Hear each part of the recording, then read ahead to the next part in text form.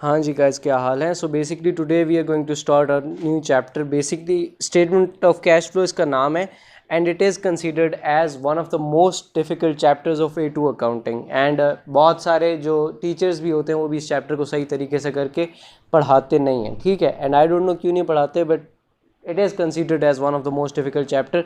But आपने परेशान नहीं होना, इंशाल्लाह आपको सारा सही करके समझ आ जाएगा। इसका जो सबसे बड़ा मसला है ना वो ये है, ये जो ब्रैकेट में लिखा हुआ है ना, ये इसका सबसे बड़ा मसला है। IAS 7 basically there is a chapter called international accounting standards. वो चैप्टर आपको ये बताता है कि आपने स्टेटमेंट ऑफ कैश फ्लो बनानी कैसे है, ठीक है। लाइक इसका एक प्रॉपर फॉर्मेट है, आप ऐसे ही नहीं बना सकते स्टेटमेंट ऑफ कैश फ्लो।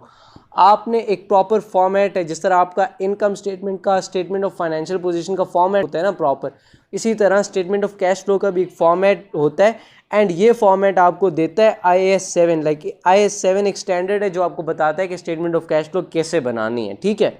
अच्छा, अब अगर इसके बारे में मैं आपको थोड़ा सा और बताऊं ना, तो आपको like since you are in A2 now, तो आपको ये तो पता होगा कि स्टेटमेंट ऑफ फाइनेंशियल पोजीशन क्या होती है, ठीक है। आपको ये भी पता होगा इनकम स्टेटमेंट क्या होती है, एंड आपको ये भी पता होगा कि statement of changes in equity क्या होती है, ठीक है। ये तीन चीज़ें वो हैं जो आपने लाइक AS में भी करी हुई हैं and you know this thing. अब जो स्टेटमेंट ऑफ फाइनेंशियल पोजीशंस का जो सेट होता है ना, जो आप पब्लिश करते हो, हर बिजनेस जो लाइक रजिस्टर्ड कंपनी होती है, जो जो भी रजिस्टर्ड बिजनेसेस होते हैं जो पब्लिश करते हैं सेट ऑफ फाइनेंशियल स्टेटमेंट्स, तो उसमें सिर्फ ये चीज़ें नहीं होती, लाइक ये दो चीज़ें नहीं होती, स्टेटमेंट ऑफ फाइनेंशियल पोजीशन या income statement. In total in reality आपकी जो सेट है, लाइक आपका जो सेट है फाइनेंशियल पोजीशंस का, उसमें फाइनेंशियल स्टेटमेंट्स का, सॉरी, उसमें in total there are 5 things, ठीक है। एक आपकी फाइनेंशियल पोजीशन होती है, एक आपकी इनकम स्टेटमेंट होती है, एक आपकी होती है statement of changes in equity, एक होती है स्टेटमेंट ऑफ कैश फ्लो। ये मतलब अभी हमारा जो मेन टॉपिक है वो ये है कि स्टेटमेंट ऑफ कैश फ्लो कैसे बनती है, हम सीखेंगे डिटेल में। एंड इट्स लाइक मेरे हिसाब से तो इट्स सुपर इजी अगर आप सही से समझ के करो, और अगर आपको AS से थोड़ा बहुत चीज़ें याद हैं। अच्छा, करते हैं बात इस पर। तो जो स्टेटमेंट ऑफ फाइनेंशियल पोजीशन का जो सेट होता है ना, वो इन टोटल 5 चीज़ें होती हैं। एक चीज़ इसमें एक्स्ट्रा भी होती है, उसको कहते हैं नोट्स। बट वो जब मैं आपको IAS पढ़ाऊंगा तो उस टाइम मैं आपको बता दूंगा कि यार वो क्या चीज़ होती है, ठीक है। तो अब बेसिक जो चीज़ मैंने आपको बतानी हो, ये बतानी है कि देखो, कुछ चीज़ें ऐसी होती हैं जो आपको स्टेटमेंट ऑफ फाइनेंशियल पोजीशन से एंड इनकम स्टेटमेंट से या statement of changes in equity से नहीं पता चलती। मिसाल के तौर पे बिजनेस में जो कैश फ्लो है ना, वो आपको इन दोनों में से नहीं पता चलता। लाइक मैं आपको ये समझाना चाह रहा हूँ कि what is the purpose of making statement of cash flow. नाम से तो आपको पता चल ही जाता है कि यार इसमें कैश फ्लो रिलेटेड सारी चीज़ें होंगी, ठीक है। बट उसकी रीज़न ये है स्टेटमेंट ऑफ कैश फ्लो बनाने की कि statement of financial position and income statement से आपको नहीं पता चलता कि आपका कैश फ्लो कितना आ रहा है। फॉर दैट पर्पस आप एक अलग से स्टेटमेंट बनाते हो जिसको आप स्टेटमेंट ऑफ कैश फ्लो कहते हो, ठीक है। तो मैं आपको बताना चाह रहा हूँ ये चीज़। अच्छा, अब नेक्स्ट जो चीज़ है वो ये है कि स्टेटमेंट ऑफ कैश फ्लो जो बनती है ना, वो ब्रॉडली स्पीकिंग पहले 7 हेडिंग्स में बनती थी। लाइक हमारे दौर से बहुत पहले की बात है, लाइक आज से मे बी 15 to 20 ईयर्स अगर आप बैक चले जाएं, तो आपकी जो स्टेटमेंट ऑफ कैश फ्लो बनती थी वो 7 हेडिंग्स में बनती थी। बट अब जब से इंटरनेशनल अकाउंटिंग स्टैंडर्ड्स आए हैं, तो ये जो आपकी स्टेटमेंट ऑफ कैश फ्लो ये 3 हेडिंग्स में बनती है। ऑपरेटिंग एक्टिविटीज़, ठीक है, investing activities and financing activities. मतलब ये 3 हेडिंग्स हैं, सब headings of your statement of cash flow. Operating activities, investing activities and financing activities. आपको सबसे पहले इनका मतलब समझना होगा कि what is the meaning of operating activities. देखो, जितनी भी एक्टिविटीज़ आपके बिजनेस के ऑपरेशन से रिलेटेड है, ठीक है, ऑपरेटिंग एक्टिविटीज़ जितनी भी हैं वो सारी अंडर दिस हेडिंग आएंगी। All those activities related to investment, business कोई भी इन्वेस्टमेंट करता है उससे रिलेटेड जितनी भी एक्टिविटीज़ हैं वो सारी इन्वेस्टमेंट एक्टिविटीज़ आती हैं, ठीक है। चाहे इन्वेस्टिंग एक्टिविटीज़ के रिजल्ट में कैश इनफ्लो हो रहा हो या आउटफ्लो हो रहा है, लाइक पैसा आ रहा है या पैसा जा रहा है, जो भी हो रहा है, if it is related to investment तो ये इन्वेस्टिंग एक्टिविटीज़ के अंडर आएगा। If it is related to operating activities like operations of the business तो ये ऑपरेटिंग एक्टिविटीज़ में आएगा. If it is related to financing activities of the business तो ये फाइनेंसिंग एक्टिविटीज़ के अंडर आएगा. ठीक है. ऑपरेटिंग एक्टिविटीज़ होती हैं day to day operations of the business. Investing activities होती हैं कोई बिजनेस इन्वेस्टमेंट कर रहा है. फॉर एग्जांपल कोई परचेज ऑफ एन एसेट, कोई सेल ऑफ एन एसेट, कहीं पे लाइक किसी दूसरी कंपनी में बिजनेस इन्वेस्ट कर रहा है या कुछ इस तरह का कोई भी इन्वेस्टमेंट कर रहा है. फाइनेंसिंग एक्टिविटीज़ वो एक्टिविटीज़ होती हैं लाइक बिजनेस पैसा कहाँ से जनरेट कर रहा है, लाइक फाइनेंस कैसे हो रही है कंपनी. ठीक है. तो ये फाइनेंसिंग एक्टिविटीज़ होती हैं. एक काम करते हैं, मैं ना आपको एक लिस्ट बनवा देता हूँ कि यार ऑपरेटिंग एक्टिविटीज़ में क्या क्या चीज़ें आती हैं, लाइक कौन कौन सी एक्टिविटीज़ को आप ऑपरेटिंग एक्टिविटीज़ कह सकते हो, कौन कौन सी एक्टिविटीज़ को आप इन्वेस्टिंग एक्टिविटीज़ कह सकते हो, एंड कौन कौन सी एक्टिविटीज़ को आप फाइनेंसिंग एक्टिविटीज़ कह सकते हो. मैं आपको आज का जो मेरा सुप्रीम मेन एम है वो मैं आपको सिर्फ एक इंट्रोडक्शन देना चाह रहा हूँ. स्टेटमेंट ऑफ कैश फ्लो होती क्या है एंड इस सारी चीज़ का पर्पस क्या है. ठीक है. तो इंशाल्लाह इसका हम like I will spend at least 2 weeks on this, ताकि आपको सही सारी चीज़ की लाइक प्रैक्टिस भी हो जाए एंड आपको समझ भी आ जाए कि यार इस चैप्टर में आपने करना क्या है. तो अभी जो मेरा काम है विदाउट वेस्टिंग एनी टाइम, मैं आपको ना एक लिस्ट बनवाना चाह रहा हूँ कि यार ऑपरेटिंग एक्टिविटीज़ जो होती हैं उनमें क्या क्या आता है. ठीक है. तो ऑपरेटिंग एक्टिविटीज़ की अगर मैं लिस्ट बनाऊँ तो सबसे पहली जो मेरे दिमाग में आती है, एंड अगर आपको कोई चीज़ नहीं समझ आए तो यू कैन आस्क मी कि यार ये ऐसा क्यों है, and I will try to explain you कि ऐसा क्यों है. ठीक है. तो अगर फॉर एग्जांपल बिजनेस कोई लाइक कैश सेल्स कर रहा है तो it is related to the operations of the business. Cash sales. ठीक है. मतलब मैंने आपको बताया कि सेल क्या होती है, लाइक जो बिजनेस का ऑपरेशन है जिससे बिजनेस मेन पैसा कमाता है. कोई कैश सेल्स कर रहा है तो वो it is related to operation of the business. So ये आपका ऑपरेटिंग एक्टिविटीज़ के अंदर आएगा. ऑब्वियसली अगर बिजनेस कुछ सेल करेगा तो कुछ लाइक ख़रीदेगा तो सेल करेगा ना, मतलब कोई चीज़ बेचने के लिए आपको कुछ ख़रीदना भी होगा. तो अगर आप कोई कैश परचेजेस करते हो तो that is also related to your operations. तो फॉर दैट रीज़न आपके अगर कोई कैश परचेजेस होंगे तो वो भी आपके ऑपरेटिंग एक्टिविटीज़ के अंडर आएंगे. आप स्टेटमेंट ऑफ कैश फ्लो को अभी के लिए भूल जाओ. अभी सिर्फ आप ये देखो कि यार आपकी ऑपरेटिंग एक्टिविटीज़ क्या क्या हो सकती हैं एंड कैसे कैसे होंगी. ठीक है. अच्छा, इसके अलावा अगर आप अपने ट्रेड रिसीवेबल्स जो होते हैं आपके, उनसे अगर कोई रिसीप्ट्स करते हो तो that is also related to your operations. मतलब आपने क्रेडिट सेल्स करी हैं तो लोगों ने आपको पैसा देना है, तो आप जब उनसे कोई पैसा रिसीव करोगे, ठीक है, तो वो भी आपका like trading operations of the business में ही आता है ना. तो रिसीप्ट्स फ्रॉम ट्रेड रिसीवेबल्स. इसी तरह अगर आप कोई पेमेंट करते हो to your trade payables, like आपने किसी से उधार पे पैसा लाइक उधार से चीज़ें ख़रीदी हुई हैं तो उनको जब आप पेमेंट करोगे तो they will be your trade payables. ठीक है. Do you get it. ये तो मेन चीज़ें आ गई. ठीक है. इसके अलावा अगर आप कोई like day to day expenses pay करते हो अपने बिजनेस को चलाने के लिए, तो लाइक कोई एक्सपेंसेस आ गए तो वो भी आपके ऑपरेटिंग एक्टिविटीज़ में आएंगे. ठीक है. अगर कोई बिजनेस की इनकम्स हैं, अदर इनकम्स, तो वो भी आपके ऑपरेटिंग एक्टिविटीज़ में आएंगे, बिकॉज आप बिजनेस के ऑपरेशन से पैसा जो लाइक इनफ्लो या आउटफ्लो हो रहा है तो वो ऑपरेटिंग एक्टिविटीज़ के अंडर आता है. ठीक है. अपार्ट फ्रॉम दिस मेरे जहन में अभी तो कोई नहीं आ रहा, तो मैं अगर कोई और चीज़ आती है मेरे दिमाग में तो मैं आपको ज़रूर इसकी लिस्ट में इंक्लूड करवा देता हूँ. ठीक है. सेकेंड नंबर पे जो आपका आता है वो आपकी आती है फाइनेंसिंग इन्वेस्टिंग एक्टिविटीज़. सही है. मैं यहाँ पे कलर चेंज करता हूँ ताकि मैं रेफ़र कर सकूँ बाद में. ठीक. हाँ जी. सो बेसिकली सेकेंड नंबर पे जो आपकी हेडिंग बनती है वो बनती है इन्वेस्टिंग एक्टिविटीज़. इन्वेस्टिंग एक्टिविटीज़ में वो सारी चीज़ें आती हैं that are related to your investment. ठीक है. मैं यहाँ पे लिखता हूँ कि क्या क्या आता है. ब्रॉडली सिर्फ लाइक मेन जो चीज़ें ना वो 2 ही आती हैं, और इन टोटल जो मैक्सिमम है वो 4 चीज़ें, ठीक है। मैं आपको बताता हूँ क्या क्या। फॉर एग्जांपल अगर कोई आप purchase of non current asset कर रहे हो, ठीक है, आपने नॉन करंट एसेट याद रखना है, purchase of non current asset कर रहे हो, सिंस ये आपकी एक इन्वेस्टमेंट है। Do you understand this thing कि नॉन करंट एसेट जब आप परचेज करते हो आप एक इन्वेस्टमेंट कर रहे होते हो, उससे आपको कोई रिटर्न मिलना होता है, तो ये आपकी एक इन्वेस्टमेंट है, ठीक है, तो ये आपकी यहाँ पे आएगी। अच्छा, इसके अलावा अगर आप कोई like sale of non current asset कर रहे हो तो that is also related to investment activity. चाहे आप सेल ही कर रहे हो बट एक्टिविटी तो रिलेटेड टू इन्वेस्टमेंट है ना, तो इसलिए ये भी like sale of non current asset हो या purchase of non current asset हो, ये दोनों चीज़ें इन्वेस्टमेंट एक्टिविटीज़ में आएंगी, ठीक है।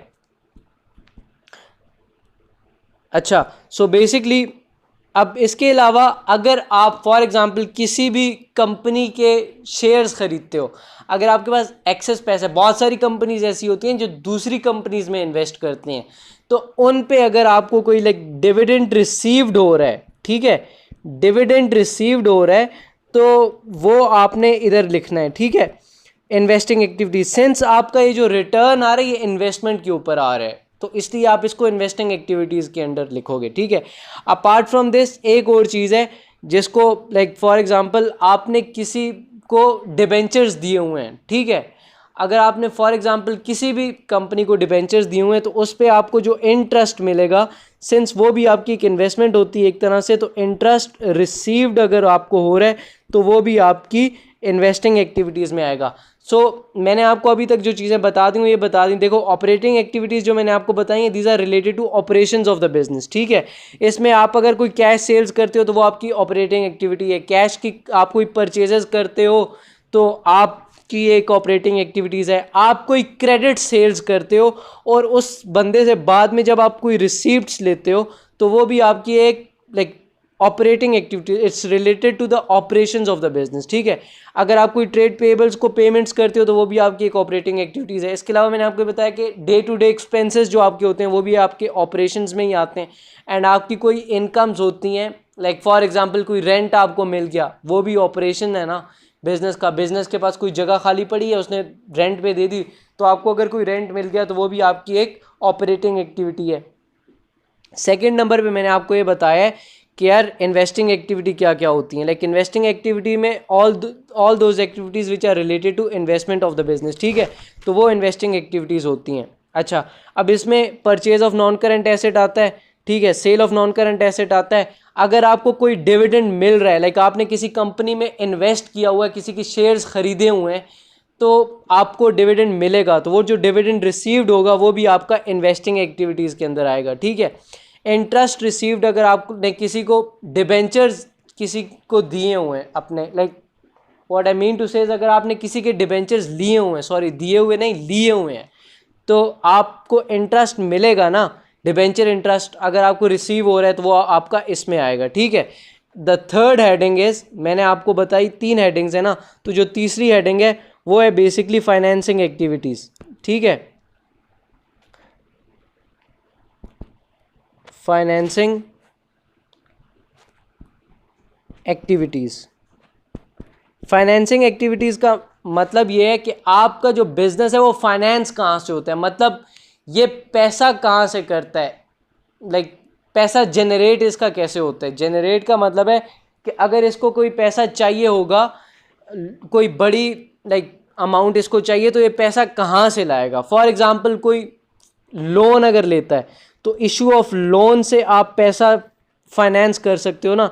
इशू ऑफ लोन अगर आप कर रहे हो तो आपका यहाँ पे आएगा। इशू ऑफ सेम है, अगर आप डिबेंचर से पैसा रेज कर रहे हो, फाइनेंस रेज कर रहे हो, तो आपका वो भी यहाँ पे आएगा। अगर कोई लाइक डिबेंचर्स इशू कर रहे हो या कोई लोन इशू कर रहे हो तो वो यहाँ पे आएगा। अच्छा, उसके अलावा अपार्ट फ्रॉम दिस आप शेयर्स इशू कर सकते हो, ठीक है, उससे जो आपका पैसा आएगा वो भी इसके अंडर आएगा, because it's all related to finance. आप बिजनेस को फाइनेंस कैसे कर रहे हो। अच्छा, अपार्ट फ्रॉम दिस इधर ना एक चीज़ लाइक इशू ऑफ शेयर हो सकता है, issue of debenture and issue of loan. So ये 3 चीज़ें होती हैं। अब मैंने आपको जो एक चीज़ सिखानी है, बेसिकली मैं आपको एक कॉन्सेप्ट देना चाह रहा हूँ। देयर आर 3 मोर थिंग्स, ठीक है। एंड मैं आपको बताता हूँ, एक होता है टैक्स, ठीक है, टैक्स पेड, ठीक है, एक होता है डिविडेंड पेड, एंड एक होता है इंटरेस्ट पेड। ये तीन चीज़ें होती हैं, ठीक है।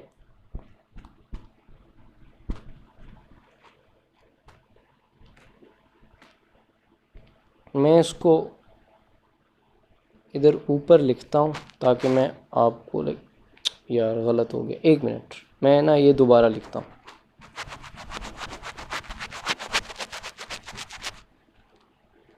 So basically there are three things, ठीक है। एक चीज़ है आप इंटरेस्ट पेड,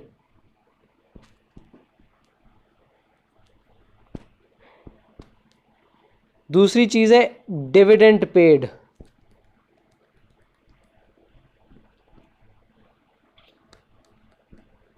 एंड एक चीज़ है बेसिकली टैक्स पेड, ठीक है। अब दुनिया के अंदर जो जनरल रूल है ना, वो ये है कि आप इन तीन चीज़ों को, ये जो टैक्स है, इंटरेस्ट पेड है एंड डिविडेंड पेड है, ये तीन चीज़ें आप जर्नली किसी भी हेडिंग के अंदर लिख सकते हो, ठीक है। ये एक जर्नल रूल है दुनिया में, ठीक है। बट आई डोंट नो, हमारा जो एग्जामिनर है वो ये कहता है कि आप जो है ना टैक्स को एंड इंटरेस्ट को ऑपरेटिंग एक्टिविटीज़ के अंदर दिखाओ, ठीक है। ये दो जो हैं इनको ऑपरेटिंग एक्टिविटीज़ में दिखाओ, एंड ये जो है ये आप फाइनेंसिंग एक्टिविटीज़ में दिखाओ, ठीक है। एंड आई डोंट नो ये क्यों करता है दुनिया में, ये चीज़ आपको मैं बताना चाह रहा हूँ, ये मेरा फ़र्ज़ बनता है कि मैं आपको बताऊँ कि दुनिया का जो जर्नल रूल है वो ये जो तीन चीज़ें हैं ना, ये तीन चीज़ें आप किसी एक भी हेडिंग में लिख सकते हो, लाइक चाहे आप ऑपरेटिंग में लिखो, चाहे फाइनेंसिंग में लिखो, चाहे आप उसमें लिखो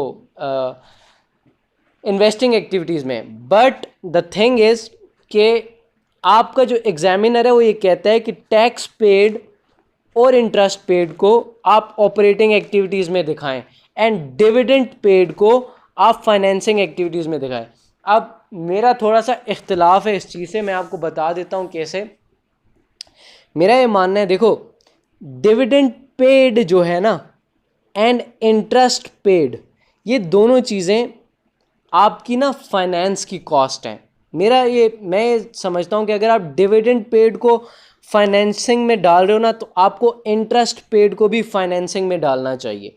बट आपका जो एग्जामिनर है वो कहता है नहीं यार, आप इंटरेस्ट पेड को ऑपरेटिंग एक्टिविटीज़ में डालो।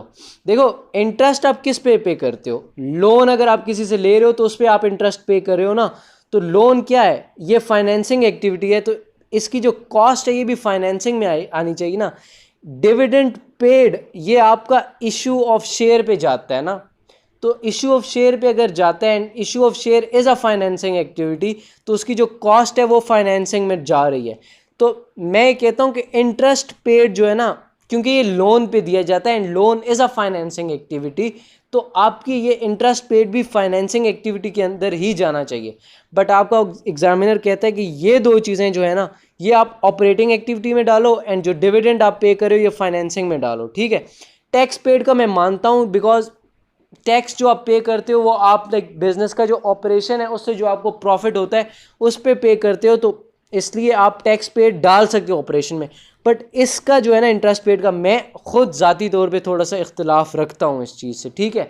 एंड मेरे जो टीचर थे उन्होंने भी मुझे यही सिखाया था कि ये जो इंटरेस्ट पेड है ना, ये यहाँ पे आना नहीं चाहिए, ये बेसिकली आना फाइनेंसिंग में चाहिए। बट आपका एग्जामिनर इन दो चीज़ों को ऑपरेटिंग एक्टिविटीज़ में डालता है एंड इस चीज़ को फाइनेंसिंग एक्टिविटी में डालता है, डिविडेंड पेड को। So what I mean to say is कि आपकी जो फाइनेंसिंग एक्टिविटी ना, इसकी लिस्ट के अंदर एक चीज़ और भी आएगी जो कि क्या है, अगर आप कोई डिविडेंड पे करते हो तो डिविडेंड पेड जो होगा वो भी आपका फाइनेंसिंग एक्टिविटी में आएगा। एंड उसके अलावा जो दो चीज़ें हैं वो यहाँ पे आएंगी ऑपरेटिंग एक्टिविटी के अंदर, ठीक है। वो क्या क्या है, एक तो आपका लाइक टैक्स पेड है, ठीक है, और जो दूसरी चीज़ है वो आपका है इंटरेस्ट पेड, ठीक है। मेरे हिसाब से लाइक जो मैं ये कहता हूँ कि यार ये जो इंटरेस्ट पेड है ना, ये फाइनेंसिंग एक्टिविटीज़ में आना चाहिए, मेरा ये मानना है। एंड मेरे टीचर ने भी मुझे यही सिखाया है, इसीलिए मैं आपको भी यही सिखा रहा हूँ, ठीक है।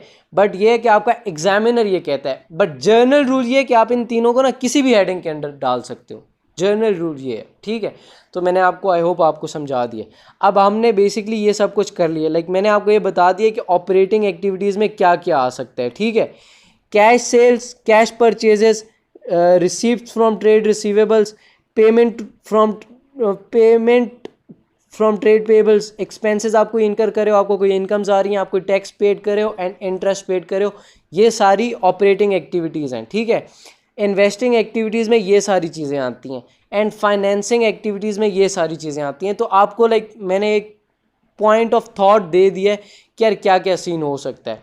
अब मैं ये चाहता हूँ कि मैं आपको ना स्टेटमेंट ऑफ कैश फ्लो का प्रॉपर फॉर्मेट भी बना के दे दूँ, ताकि आपको लाइक कुछ थोड़ा बहुत हासिल हो जाए, ठीक है। ये चीज़ आपको समझ आ गई है ना कि जर्नली आप ये तीन चीज़ें किसी भी हेडिंग के अंदर डाल सकते हो, बट आपका एग्जामिनर है इन दो को ऑपरेटिंग में डालता है और इसको फाइनेंसिंग में डालता है। मैंने आपको ये बताया कि उसको ये जो इंटरेस्ट पेड है ना, ये भी फाइनेंस में डालना चाहिए। रीज़न ये है कि interest paid is also a cost of finance. Interest आप किस पे करते हो? लोन पे। एंड इशू ऑफ लोन क्या है? It's a financing activity. आप बिजनेस के लिए पैसा रेज करते हो, फाइनेंस, तो इसलिए वो भी इधर आनी चाहिए। बट आई डोंट नो वो पागल है या क्या है, वो क्यों नहीं डालता है इसमें। बहुत सारी चीज़ें और भी हैं। अच्छा, अब मैं आपको ये चाह रहा हूँ कि आपको ना मैं एक स्टेटमेंट ऑफ कैश फ्लो का फॉर्मेट बना दूँ। Like statement of cash flow का जो फॉर्मेट है वो मैं आपको बनाना चाह रहा हूँ कि आपके साथ मैं बना दूँ, ताकि आपको लाइक एक आइडिया हो जाए कि स्टेटमेंट ऑफ कैश फ्लो दिखती किस तरीके से है, ठीक है। तो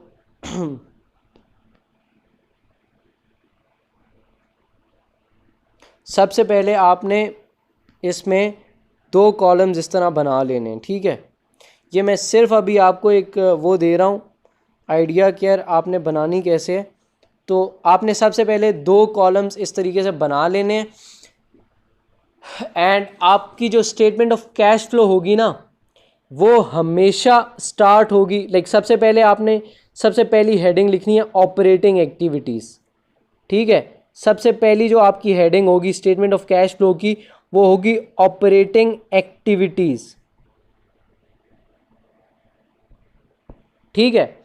अब ये जो मैंने आपको ऊपर चीज़ें लिखवाई हैं ना, ये वाली सारी, ये मैंने आपको बताया कि क्या क्या हो सकती है। अब स्टेटमेंट ऑफ कैश फ्लो में आपने जो लाइक इसका एक प्रॉपर फॉर्मेट है, वो फॉर्मेट आपने फॉलो करना है हमेशा, ठीक है।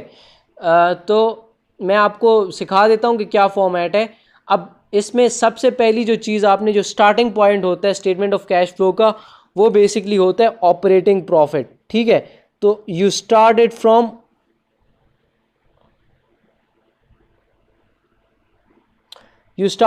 ऑपरेटिंग प्रॉफिट, ठीक है। तो आपका जो स्टार्टिंग पॉइंट होगा वो स्टेटमेंट ऑफ कैश फ्लो का हमेशा आपने ऑपरेटिंग प्रॉफिट से स्टार्ट करना है, ठीक है। अच्छा, उसके बाद जो सेकंड नंबर पे चीज़ आपने करनी है, वो आपने डेप्रिसिएशन को देखना है, ठीक है। Depreciation for the year, depreciation for the year,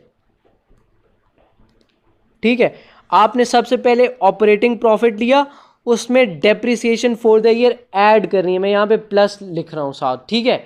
depreciation for the year add करनी है। उसके अलावा उसके बाद जो चीज़ आपने देखनी है, आपने ये देखना है कि आपको कोई गेन ऑन डिस्पोजल हो रहा है या नहीं हो रहा, ठीक है। एंड डोंट वरी, मैं आपको ये भी बताऊंगा कि ये आपने क्यों ऐड करना है एंड क्यों माइनस करना है, ठीक है। Like why are we adding depreciation and why are we like कोई चीज़ भी आप अगर सब्ट्रैक्ट कर रहे हो या कोई चीज़ आप ऐड कर रहे हो, तो वो क्यों कर रहे हो, ठीक है। तो अगर आपका कोई गेन ऑन डिस्पोजल होगा तो वो आपने सब्ट्रैक्ट करना है, एंड अगर आपका कोई लॉस ऑन डिस्पोजल होगा तो आपने उसको ऐड करना है, ठीक है। लॉस ऑन डिस्पोजल ऐड होगा। जो भी आप चीज़ सब्ट्रैक्ट करते हो इस तरह ब्रैकेट में लिखते हो, ठीक है। तो लॉस ऑन डिस्पोजल आपका बेसिकली ऐड होगा। अच्छा, उसके बाद आपने जो चीज़ देखनी है वो ये देखनी है कि आपके जो लाइक ट्रेड रिसीवेबल्स हैं या ट्रेड पेएबल्स हैं, एंड तीसरी चीज़ है इन्वेंट्री। इन तीन चीज़ों को आपने देखना है। लाइक अगर आपका इंक्रीज इन ट्रेड रिसीवेबल होगा, ठीक है, तो उसको क्या करना है। अगर आपका इंक्रीज इन इन्वेंट्री होगा तो उसका क्या करना है, it's simply all plus minus, मतलब पूरी स्टेटमेंट ऑफ कैश फ्लो में आपने सिर्फ चीज़ें प्लस माइनस करनी है, ठीक है। इंक्रीज इन इन्वेंट्री होगा। अच्छा, अगर आपका इंक्रीज इन ट्रेड पेबल्स होगा तो क्या करना है, ठीक है। अच्छा, सेम इज़ द केस, उसके बाद आपने देखना है कि यार आपका अगर इन्हीं चीज़ों में डिक्रीज हो रहा है, इंक्रीज हो रहा है तो डिक्रीज भी हो सकता है ना। Decrease in trade receivable, decrease in trade payable, बल्कि पहले इन्वेंट्री लिख लेता हूँ, डिक्रीज इन इन्वेंट्री। अच्छा, उसके बाद आपने like decrease in trade payables को देखना है, ठीक है। Decrease in trade payables. अच्छा, अगर आपका इंक्रीज इन ट्रेड रिसीवेबल होगा ना तो वो आपने लेस करना है, ठीक है। इंक्रीज इन इन्वेंट्री होगा तो वो भी आपने लेस करना है। Increase in trade payable add होगा, like what I mean to say, ये माइनस होगा, ये भी माइनस होगा, ये प्लस होगा। एंड डोंट वरी, मैं आपको बताता हूँ कि ये क्यों प्लस हो रहा है, क्यों माइनस हो रहा है। एंड अभी शायद आपको लाइक कुछ भी समझ ना आ रहा हो, बट एक दफ़ा मैं पूरा फॉर्मेट बना लूँ तो उसके बाद आपको सारी चीज़ सही 100% क्लियर हो जाएगी। डिक्रीज इन ट्रेड रिसीवेबल हमेशा ऐड होता है, ठीक है। एंड मैं आपको बताऊंगा कि क्यों होता है। डिक्रीज इन इन्वेंट्री हमेशा ऐड होता है तो ये प्लस होगा। अच्छा, डिक्रीज इन ट्रेड पेएबल अगर हो रहा है ना तो वो आपका सब्ट्रैक्ट होगा, ठीक है। तो यहाँ तक आपको सारी चीज़ें समझ आ जानी चाहिए। आपने स्टार्ट कहाँ से करना है, आपने ऑपरेटिंग प्रॉफिट से स्टार्ट करना है। सेकंड नंबर पे जो चीज़ आपने देखनी है वो डेप्रिसिएशन फॉर द ईयर है। जितनी भी आपने डेप्रिसिएशन फॉर द ईयर है उसको ऐड बैक करना है, ठीक है। एंड उसके बाद आपने देखना है अगर आपको गेन ऑन डिस्पोजल हो रहा है तो आपने सब्ट्रैक्ट करना है, एंड लॉस ऑन डिस्पोजल अगर हो रहा है तो वो आपने ऐड करना है, ठीक है। इंक्रीज इन ट्रेड रिसीवेबल हो रहा है, सब्ट्रैक्ट करना है। इंक्रीज इन इन्वेंट्री हो रहा है तो सब्ट्रैक्ट करना है। इंक्रीज इन ट्रेड पेएबल्स हो रहा है तो वो आपने सब्ट्रैक्ट ऐड करना है। इंक्रीज इन ट्रेड पेएबल्स हो रहा है तो ऐड करना है, ठीक है। Decrease in trade receivable add होगा, डिक्रीज इन इन्वेंट्री ऐड होगा, and decrease in trade payable subtract होगा। एंड मैं आपको डिटेल में समझाऊंगा कि ये क्यों चीज़ें ऐड हो रही हैं एंड क्यों चीज़ें सब्ट्रैक्ट हो रही हैं। But once I want to like finish with the format. So जब आप ये सब कुछ कर लोगे ना तो ये सब कुछ करने के बाद लाइक जो इसका नेट होगा, नेट ये वैल्यू आएगी आपके पास। मैं कलर चेंज करता हूँ एंड आपको सही समझ आ जाएगा। यहाँ से इसके बाद जो चीज़ आएगी, इसको सब कुछ करने के बाद जो ये वैल्यू है ना आपकी, ये वैल्यू आएगी आपकी, इसको कहते हैं कैश जनरेटेड। अब आपको ये सारी चीज़ें याद रखनी होंगी कि कैसा है। एंड डोंट वरी, ये हम लाइक इतनी ज़्यादा प्रैक्टिस करेंगे कि आपको ये फॉर्मेट खुद ब खुद, जैसे income statement and statement of financial position का याद हो गया ना तो इसका भी याद हो जाएगा। तो ये सब कुछ करने के बाद आपका जो आएगा, इसको कहते हैं कैश जनरेटेड, ठीक है। अब कैश जनरेटेड के बाद आपने इसमें से लाइक अगर आपने कोई इंटरेस्ट पे किया है, ठीक है, उसको आपने लेस करना है। मैं इसका भी कलर चेंज करता हूँ ताकि चीज़ें सही क्लियर हों। लाइक इसके बाद आपने अगर आपने कोई इंटरेस्ट पेड किया है, इंटरेस्ट पेड, ये आपने याद रखना है। It is not interest for the year, वो इनकम स्टेटमेंट में जाता है, ठीक है। इधर जो आता है वो आपने जो इंटरेस्ट पे किया है वो डालना है, ठीक है।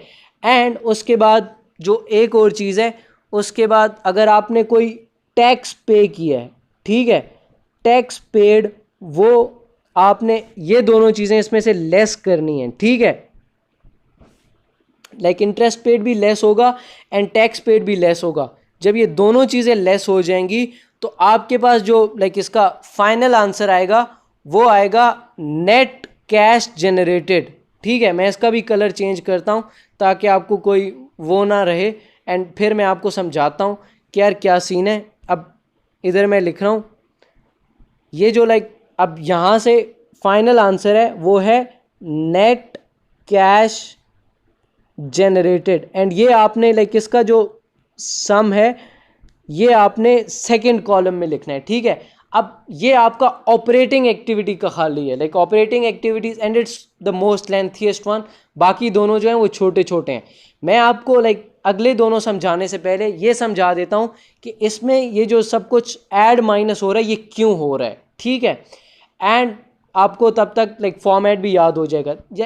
ऑपरेटिंग एक्टिविटीज़ में ये चीज़ें आती हैं, like this is the format of operating activities. ठीक है, आपने सबसे पहले ऑपरेटिंग प्रॉफिट लेना है। ठीक है, you have to understand this thing कि आपने नेट प्रॉफिट नहीं लेना, ऑपरेटिंग प्रॉफिट लेना है। ऑपरेटिंग प्रॉफिट जो होता है ना वो before tax and before interest होता है। ठीक है, तो आपने जो स्टार्टिंग पॉइंट है वो आपने ऑपरेटिंग प्रॉफिट लेना है। ठीक है, अब मैं आपको ये बताना चाह रहा हूँ कि आपने ये डेप्रिसिएशन फॉर द ईयर क्यों ऐड किया है। देखो, जब आपने इनकम स्टेटमेंट के अंदर डेप्रिसिएशन लाइक कैलकुलेट की थी एंड जो आपने डेप्रिसिएशन इसमें इनकम स्टेटमेंट में आपने एक्सपेंस आउट की थी, तो ऑपरेटिंग प्रॉफिट जब आपने कैलकुलेट किया था उस टाइम आपने डेप्रिसिएशन लेस की थी। Do you understand this thing कि आपने जब लाइक इनकम स्टेटमेंट जो होती है आपकी उसमें से आप जब आप जो आपकी इनकम स्टेटमेंट होती है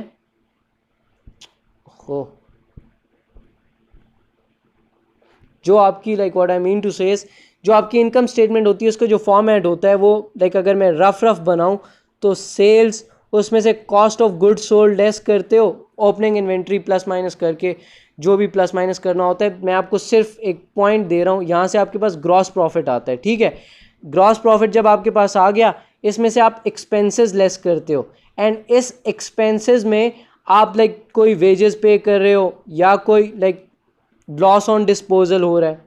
ठीक है, लॉस ऑन डिस्पोजल होता है। अच्छा, उसके बाद आपकी जो डेप्रिसिएशन होती है ये भी लेस करते हो। ये सारी चीज़ें जब आप like what I mean to say is कि ये भी लेस करोगे, ये भी लेस करोगे, ये भी लेस करोगे एंड ये भी लेस करोगे, तो आपके पास लाइक यहाँ से जो चीज़ आएगी वो आपके पास ऑपरेटिंग प्रॉफिट आएगा। ठीक है, एंड दिस ऑपरेटिंग प्रॉफिट ये मैंने बस वैसे ही बना दिया आपके सामने जल्दी में। ठीक है, ताकि मैं आपको थोड़ा सा समझा सकूं। ये जो आपका ऑपरेटिंग प्रॉफिट इनकम स्टेटमेंट का है ना, ये आपका स्टार्टिंग पॉइंट होता है इधर का। ठीक है, ये जो स्टेटमेंट ऑफ कैश फ्लो होती है ना इसका स्टार्टिंग पॉइंट होता है। अब जो चीज़ मैं आपको समझाना चाह रहा हूँ ये समझाना चाहता हूँ कि जब आपने ऑपरेटिंग प्रॉफिट निकाला था उस टाइम आपने डेप्रिसिएशन लेस करी थी। ठीक है, do you get it? Depreciation आपने लेस करी है यहाँ पे एंड उसके बाद आपके पास ऑपरेटिंग प्रॉफिट आया। बट द पॉइंट इज कि क्या आपने डेप्रिसिएशन के लिए कोई पेमेंट दी है या नहीं दी? I think it's a non cash expense. आपने कोई पेमेंट नहीं करी इसके लिए। आपने लाइक जब एसेट खरीदा था उस टाइम आपने पेमेंट ज़रूर करी थी, बट लाइक अभी इस साल में तो आपने कोई पेमेंट नहीं करी ना डेप्रिसिएशन की। तो आपने सिंस ऑपरेटिंग प्रॉफिट में से इसको लेस किया हुआ है and it's a non cash expense, तो आप इसको ऑपरेटिंग प्रॉफिट में वापस ऐड बैक करते हो। ठीक है, ताकि आप लाइक आप ये पता चलाना चाह रहे हो कि आपका कैश का क्या सीन है। ठीक है, तो नॉन कैश जितनी भी चीज़ें वो आप प्लस माइनस करोगे। Same is the case with gain on disposal. देखो, जो गेन ऑन डिस्पोजल था वो आप इनकम स्टेटमेंट के अंदर ऐड करते हो एज एन इनकम। ठीक है, गेन ऑन डिस्पोजल जो होता है, but in reality gain on disposal जो है वो नॉन कैश है। नॉन कैश कैसे है? देखो, आप जब कोई भी एसेट बेचते हो ना तो उसमें से आपको रिसीप्ट मिलता है।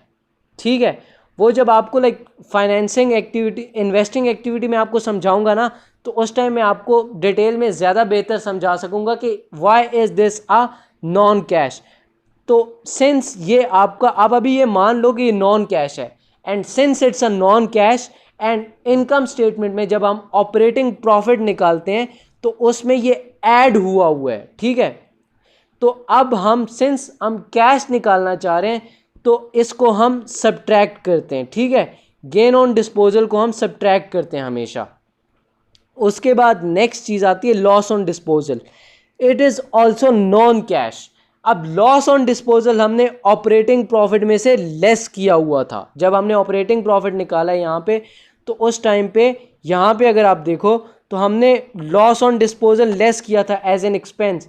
तो since we have not paid it, and मैं आपको डिटेल में समझाऊंगा कि आपने लाइक कैसे आपको ये कैसे आप ये कह सकते हो कि आपने पे नहीं किया।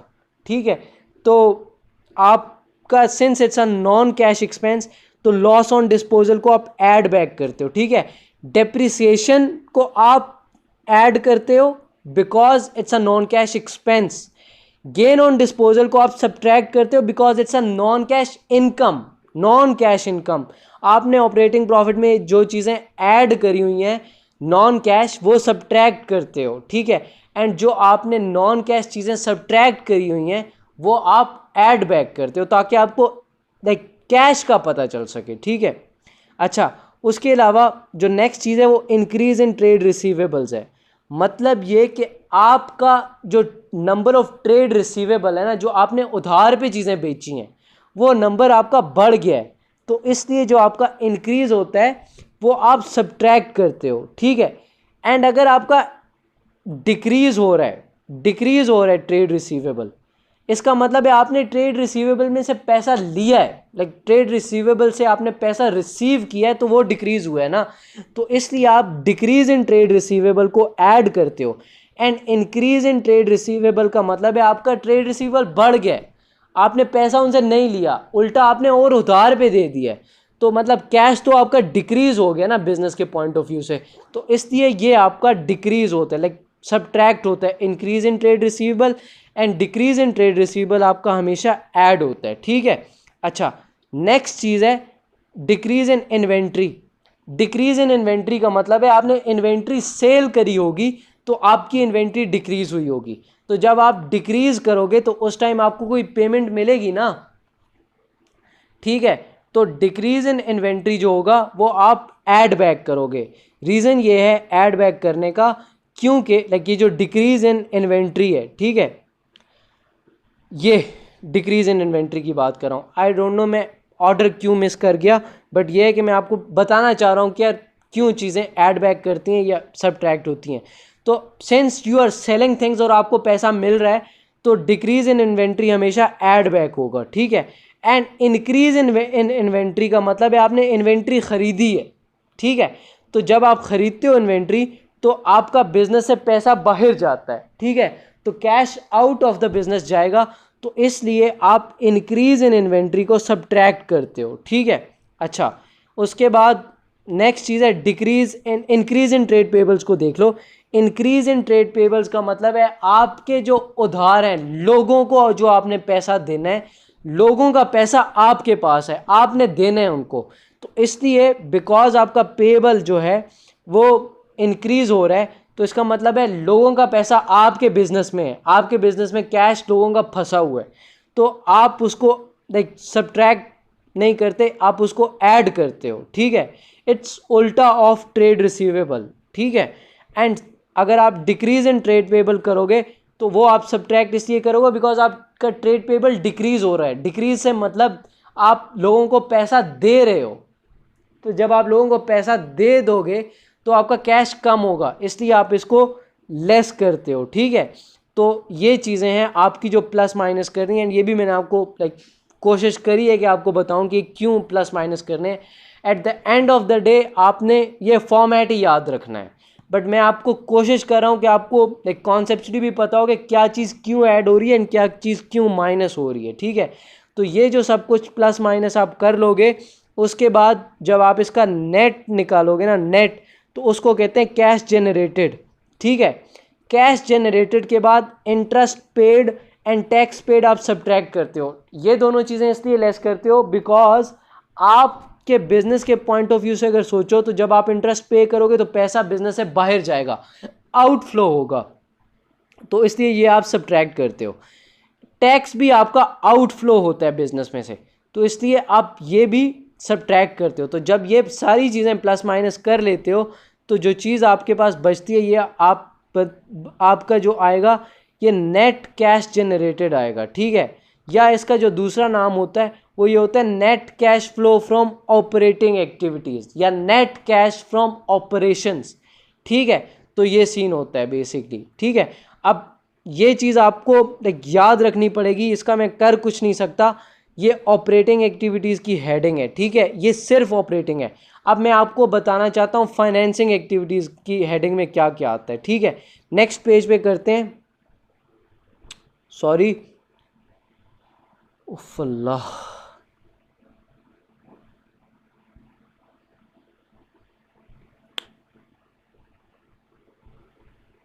इसको भी मैं क्लियर कर देता हूँ। तो यहाँ पे करते हैं बेसिकली सेकेंड नंबर पे जो आपकी हेडिंग आती है वो आती है आपकी इन्वेस्टिंग एक्टिविटीज़, ठीक है। एंड इन्वेस्टिंग एक्टिविटीज़ जो और फाइनेंसिंग एक्टिविटीज़ जो हैं वो बहुत आसान है, ठीक है। Investing activities is your second heading of your like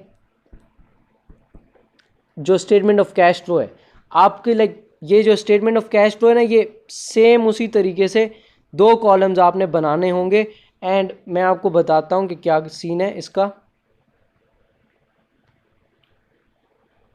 ओहो,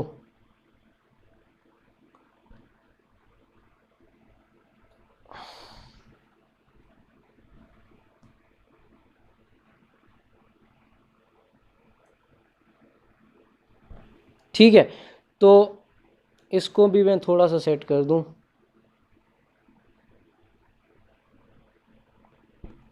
जो आपकी सेकेंड हेडिंग होगी वो इन्वेस्टिंग एक्टिविटीज़ होगी।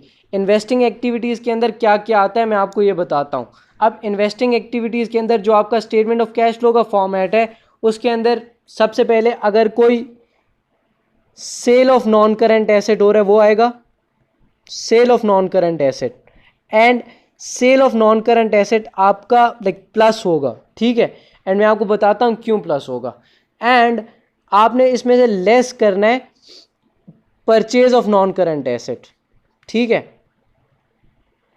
Purchase of non current asset आपने लेस करना है। इसके अलावा अगर आपको कोई डिविडेंड मिल रहा है तो वो आपने इसमें ऐड करना है, ठीक है। Dividend received, it's be very careful about dividend paid and dividend receive. Dividend received हमेशा इन्वेस्टिंग एक्टिविटीज़ में आएगा एंड वो हमेशा ऐड होगा। आपने like what I mean to say, पता नहीं मैंने ये यहाँ पे क्यों लिख दिया ऐसा, एक मिनट मैं इसको सेट करता हूँ। अच्छा, सो सीन ये है कि आपने purchase of non current asset less करना है एंड डिविडेंड रिसीव्ड ऐड करना है, ठीक है। ये आपने लेस करना है एंड ये आपने ऐड करना है। एंड इसके अलावा अगर आपको कोई इंटरेस्ट रिसीव हो रहा है, जो आपने फॉर एग्जांपल किसी से डिबेंचर्स खरीदे हुए हैं एंड इंटरेस्ट रिसीव्ड हो रहा है, तो वो भी आपका इन्वेस्टिंग एक्टिविटीज़ में आएगा एंड वो भी ऐड होगा। अब ये मैं आपको बता सकता हूँ कि यार ये ऐड माइनस क्यों हो रहा है इन्वेस्टिंग एक्टिविटीज़ के अंदर। देखो, जब आप sale of non current asset करते हो ना तो बिजनेस में पैसा आता है, एसेट जा रहा है बट आपका पैसा आ रहा है। एंड आपने ये ख्याल रखना है कि ये जो प्रोसीड है ना, जो sale of non current asset से आपको जो टोटल पैसा मिलता है वो आपने यहाँ पे करना है ऐड, ठीक है। And purchase of non current asset जो होगा वो आपने सब्ट्रैक्ट करना है। रीज़न ये है कि आप जब परचेज करते हो तो कैश आपके बिजनेस से जाता है। सिंस कैश फ्लो स्टेटमेंट में आपने सिर्फ और सिर्फ कैश के पॉइंट ऑफ व्यू से सोचना है, तो इसलिए आप sale of non current asset add करते हो and purchase of non current asset subtract करते हो। उसके अलावा डिविडेंड रिसीव्ड जो होता है वो बिजनेस के पॉइंट ऑफ व्यू से बिजनेस के लिए एक वो इनकम है जो आप उसकी इन्वेस्टमेंट के ऊपर रिटर्न आ रहा है। एंड सिंस कैश आता है, डिविडेंड में जो कैश मिलता है, तो बिजनेस के पॉइंट ऑफ व्यू से बिजनेस का कैश तो इंक्रीज होगा ना, तो इसलिए you add it. And interest receive भी आप ऐड करते हो, ठीक है। तो इन्वेस्टिंग एक्टिविटीज़ का जो नेट होता है, नेट, इसको आप बेसिकली कहते हो, इन्वेस्टिंग एक्टिविटीज़ का जो नेट होता है इसका जो नाम होता है बेसिकली, इसका नाम होता है net cash flow from investing, ठीक है, फ्रॉम इन्वेस्टिंग। एंड इसको आपने इस कॉलम में लिखना है, ठीक है। एंड एक बात मैं आपको बताऊं, ये जितना नेगेटिव हो ना, लाइक जितना नेगेटिव हो उतना बिजनेस के लिए अच्छा होता है, ठीक है। एंड ये जब आपको मैं क्वेश्चंस करवाऊंगा तो आपको मैं बताऊंगा कि क्यों अच्छा होता है, ठीक है। तो net cash flow from investing आता है, लास्ट हेडिंग है, लास्ट हेडिंग है। अभी क्लास बहुत लंबी हो रही है बट ये है कि मैंने ऑब्वियसली आपको काम करवाना है। लास्ट हेडिंग जो है वो फाइनेंसिंग एक्टिविटीज़ है, ठीक है। लास्ट हेडिंग में आपको करवाना चाह रहा हूँ वो है फाइनेंसिंग एक्टिविटीज़, ठीक है। एंड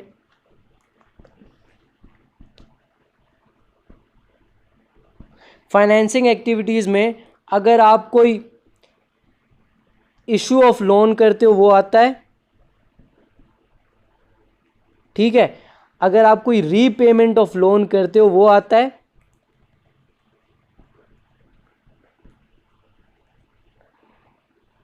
इशू ऑफ डिबेंचर्स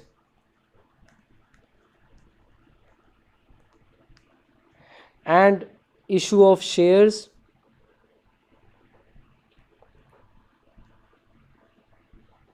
अच्छा, and last thing is dividend paid. ठीक है, अब क्या चीज़ प्लस होगी, क्या चीज़ माइनस होगी? अगर आप सोचो बिजनेस के पॉइंट ऑफ व्यू से, तो आप जब इश्यू ऑफ लोन करोगे तो बिजनेस के पॉइंट ऑफ व्यू से बिजनेस में पैसा आ रहा है तो ये ऐड होगा। Like what I mean to say is, like इसका जो ये जो क्रॉस बनेगा ये ब्रैकेट के बगैर बनेगा, इसका मतलब है ये ऐड होगा। रीपेमेंट ऑफ लोन से बिजनेस से पैसा जाता है तो ये रीपेमेंट अगर आप करें तो वो आप सब्ट्रैक्ट करोगे। इशू ऑफ डिबेंचर्स जो होता है वो हमेशा ऐड होगा, बिकॉज आप जब डिबेंचर्स इशू करते हो तो आपको पैसा मिलता है, बिजनेस के पॉइंट ऑफ व्यू से पैसा इंक्रीज होता है।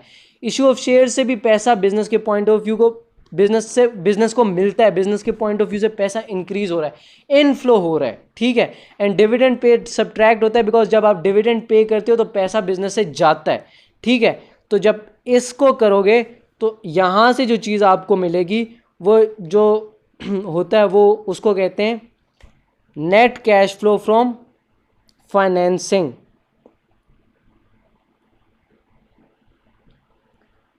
Flow from financing activities, and उसको भी आपने ये लास्ट कॉलम में लिखना है। ठीक है, तो ये एक प्रॉपर फॉर्मेट है जो मैंने आपको बता दिया। अब मैं आपको दोबारा से पूरा फॉर्मेट बता देता हूँ, इंशाल्लाह इसको लाइक कल हम कंटिन्यू करते हैं कि कैसे करना है सारी चीज़ें एंड क्या कुछ होगा। बट ये है कि अभी आपको मेरा आज का जो सुप्रीम मेन एम था वो ये था कि आपको मैं स्टेटमेंट ऑफ कैश फ्लो का एक फॉर्मेट समझा दूँ एंड ये बता दूँ कि स्टेटमेंट ऑफ कैश फ्लो में चक्कर क्या होते हैं। ठीक है, अब देखो आपने सबसे पहले स्टार्ट करना है ऑपरेटिंग एक्टिविटीज़ में। सबसे पहली हेडिंग आपने देनी है ऑपरेटिंग एक्टिविटीज़ की। आपने स्टार्ट करना है ऑपरेटिंग प्रॉफिट में से, उसमें depreciation for the year add back करनी है, गेन ऑन डिस्पोजल लेस करना है, लॉस ऑन डिस्पोजल ऐड करना है। अगर ट्रेड रिसीवेबल इंक्रीज हो रहे होते हैं तो वो लेस करने होते हैं, इंक्रीज इन इन्वेंट्री हो रही होती है वो लेस करनी होती है, इंक्रीज इन ट्रेड पेबल होते हैं तो वो ऐड करने हैं, डिक्रीज इन ट्रेड पेबल होते हैं तो नहीं, increase in trade payable add करने हैं and increase in trade receivable less करने हैं। इसी तरह डिक्रीज इन ट्रेड रिसीवेबल आपने ऐड करने हैं, डिक्रीज इन इन्वेंट्री भी ऐड करना है, decrease in trade payable subtract करना है। ये मैंने आपको वजह बता दी है कि ये प्लस माइनस क्यों करना है। ठीक है, दिस इज़ अ फॉर्मेट। अच्छा, अब यहाँ से जो चीज़ आपके पास आएगी उसको कहते हैं कैश जनरेटेड। उसके बाद आपने interest paid and tax paid less करना है, नेट कैश जनरेटेड इसको कहते हैं। इसका जो दूसरा नाम है आप ये भी कह सकते हो net cash from operating activities. ठीक है, उसके बाद नेक्स्ट हेडिंग आपने देनी है इन्वेस्टिंग एक्टिविटीज़ की। अगर आपने कुछ sale of non current asset किया उसको ऐड करना है, purchase of non current asset को लेस करना है, डिविडेंड रिसीव्ड को आपने ऐड करना है, इंटरेस्ट रिसीव्ड को आपने ऐड करना है। ठीक है, अब ये जो इंटरेस्ट रिसीव्ड है एंड डिविडेंड रिसीव्ड है ना, इसको आपने मिक्स नहीं करना। देखो डिविडेंड रिसीव्ड इधर ऐड हो रहा है एंड डिविडेंड जो आप पेड कर रहे हो ना वो इधर से सब्ट्रैक्ट हो रहा है फाइनेंसिंग एक्टिविटीज़ में। इंटरेस्ट रिसीव्ड यहाँ पे इन्वेस्टिंग एक्टिविटीज़ में ऐड हो रहा है एंड इंटरेस्ट पेड आप यहाँ से लेस कर रहे हो। ठीक है, तो interest paid, dividend paid and interest received and dividend receive में से आपने लाइक फ़र्क को महसूस करना है। ठीक है, उसके बाद यहाँ से जो आपके पास आएगा net cash flow from investing activities, and उसके बाद थर्ड हेडिंग आपने बनानी है फाइनेंसिंग एक्टिविटीज़ की। उसमें अगर आपको इशू ऑफ लोन है, repayment of loan, issue of debenture, issue of shares and dividend paid. ठीक है, and net cash from financing इसका आएगा। जब आप इन सारी चीज़ों का नेट करोगे, इन सारी चीज़ों का नेट, तो उसको कहते हैं net cash flow for the year. ठीक है, net cash flow for year. ठीक है, एंड वो यहाँ पे आएगा। ठीक है, एंड लाइक इसके लिए आपने क्या करना है, लाइक जो आपका ऑपरेटिंग का नेट है, ऑपरेटिंग का नेट, ये फाइनेंसिंग का नेट एंड इन्वेस्टिंग का नेट, ये तीनों जो आपने नेट निकाले हुए हैं इनका जब आप नेट निकालोगे तो उसको कहते हैं net cash flow for the year. तो अभी ये आपको मैंने सिर्फ और सिर्फ फॉर्मेट समझा दिया है। अब इसकी लाइक इट्स नॉट ईजी, ये सारी वर्किंग से आपने कैलकुलेट करना होगा। लाइक आपने आपको ऐसा नहीं होगा कि आपको वो direct depreciation for the year दे देगा या डिस्पोजल या गेन या लॉस आपको बता देगा। आपने ये सारी वर्किंग से कैलकुलेट करना होता है सब कुछ, ठीक है। जितनी भी सारी चीज़ें ये आपने कैलकुलेट भी करनी होंगी, इसीलिए ये कंसीडर किया जाता है सबसे मुश्किल चैप्टर। बट ये है कि मैं आपको डिटेल में सिखाऊंगा कि कैसे करना है, तो अभी आपको करने की ज़रूरत नहीं है। ये मैंने आपको सिर्फ एक इंट्रोडक्शन दे दिया कि statement of cash flow basically होता क्या है। तो अगर दोबारा बताऊं तो ये है, just to give you like एक recap, statement of financial position, income statement, statement of changes in equity and statement of cash flow, ये चारों चीज़ें मिलकर आप फाइनेंशियल स्टेटमेंट्स बनती हैं, ठीक है। स्टेटमेंट ऑफ कैश फ्लो आपको बताती है कि आपके बिजनेस में कैश फ्लो कहाँ कहाँ से आ रहा है, ठीक है, कहाँ आ रहा है एंड कहाँ जा रहा है। 3 हेडिंग्स हैं, operating activities, investing activities and financing activities, ठीक है। उसके अलावा आपको मैंने ये बता दिया कि ऑपरेटिंग एक्टिविटीज़ में क्या क्या आ सकता है। ये सारी चीज़ें आपकी ऑपरेटिंग एक्टिविटीज़ हैं। क्या क्या होती हैं operating activities? And operating activities वो होती हैं जो ओरिजिनेट करती हैं टू बिजनेस के ऑपरेशन से, ठीक है। उसके अलावा इन्वेस्टिंग एक्टिविटीज़ मैंने आपको बताई, फाइनेंसिंग एक्टिविटीज़ आपको बताई, ठीक है। ये आप देख सकते हो। फिर मैंने आपको यहाँ पे लाइक ये चीज़ बताया कि ये जो आपका टैक्स पेड है, इंटरेस्ट पेड है एंड डिविडेंड पेड है, ये आपका किसी भी हेडिंग के अंडर आ सकता है। बट आपका एग्जामिनर ये कहता है कि आपने टैक्स पेड को एंड इंटरेस्ट पेड को ऑपरेटिंग एक्टिविटीज़ के अंडर डालना है एंड डिविडेंड पेड को फाइनेंसिंग एक्टिविटीज़ के अंडर डालना है। ये उसका रूल है, रूल, एंड आप भी ये फॉलो करोगे, ठीक है। एंड मैंने आपको अपना कॉन्फ्लिक्ट भी बताया कि इंटरेस्ट पेड को आपने यहाँ पे क्यों नहीं डालना, like why do I think कि आपको ये जो इंटरेस्ट पेड है ऑपरेटिंग में नहीं आना चाहिए, फाइनेंसिंग में आना चाहिए, because interest is the cost of finance, ठीक है। फिर आपको मैंने यहाँ पे इसका एक फॉर्मेट भी बना दिया कि ऑपरेटिंग प्रॉफिट से आपने स्टार्ट करना है, depreciation for the year add back करनी है, gain on disposal, loss on disposal, increase in trade receivable, increase in inventory, increase in trade payable, decrease in trade payable, decrease in trade receivable, decrease in inventory, decrease in trade payables. Basically जब इसका net लोगे तो cash generated आएगा, increase मतलब interest paid and tax paid less करोगे, net cash generated, इसका दूसरा नाम नेट कैश फ्रॉम ऑपरेशंस भी हो सकता है। उसके बाद आप सेकंड हेडिंग आपकी जो होगी वो इन्वेस्टिंग एक्टिविटीज़ की होगी, उसमें sale of non current asset, purchase of non current asset, dividend receive, interest received, इसको कहते हैं net cash flow from investing. उसके बाद फाइनेंसिंग एक्टिविटीज़ जो होती हैं, issue of loan, repayment of loan अगर आप कोई करे वो सब्ट्रैक्ट करना है, इशू ऑफ डिबेंचर्स आपने ऐड करना है, इशू ऑफ शेयर्स ऐड करना है, डिविडेंड पेड आपने ऐड करना है। अब ये जो चीज़ें हैं ना, ये और ये, इसमें जो चीज़ें ऐड हो रही हैं इसका मतलब है आपके बिजनेस में पैसा आ रहा है, ठीक है। एंड ये जो चीज़ें सब्ट्रैक्ट हो रही हैं उसका मतलब है आपके बिजनेस के पॉइंट ऑफ व्यू से पैसा जा रहा है, इसलिए सब्ट्रैक्ट माइनस हो रहा है। ऑपरेटिंग एक्टिविटीज़ में ये जो डेप्रिसिएशन वगैरह या gain on disposal plus minus करते हैं, ये इसलिए करते हैं because these are non cash and operating profit आपको निकालने टाइम पे ये चीज़ें आपने प्लस माइनस की होती हैं, तो उसको एडजस्ट करने के लिए for the point of view of cash आप ये चीज़ें ऐड माइनस करते हो, ठीक है। तो that is what it is. तो अभी आपको कुछ भी करने की ज़रूरत नहीं है, इंशाल्लाह कल मैं आपको लाइक एक एग्जांपल के थ्रू भी करवाऊंगा कि क्या है, बट उससे पहले मैं आपको ना कुछ थोड़ी सी एग्जांपल्स करवाऊंगा जिसमें मैं आपको कैलकुलेट करवाऊंगा डेप्रिसिएशन, गेन ऑन डिस्पोजल कैसे निकालते हैं एंड बाकी सारी चीज़ें कैसे करते हैं। तो हम इंशाल्लाह इसको करते हैं कंटिन्यू कल, ठीक है। ओके।